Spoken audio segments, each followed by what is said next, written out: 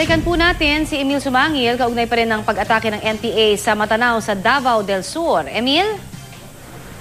Connie, nakatakdang bumalik ngayong umaga ang scene of the crime operatives ng Davao del Sur Regional Police Office sa Matanao Municipal PNP Station para sa pagpapatuloy ng investigasyon. Ganito ang sitwasyon sa munisipalidad ng Matanao dito sa Davao del Sur nang mapasok namin ang area kagabi. Walang katao-tao sa sentro ng town proper.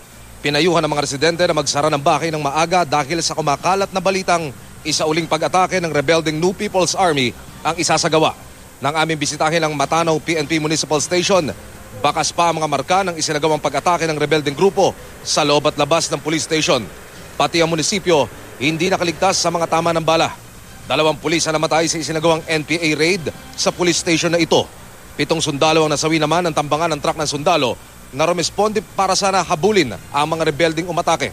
Sa aming pagtatanong, Connie, di bababa sa 50 rebelding sakay ng mga motorsiklo at cargo truck ang umatake sa lugar na ito.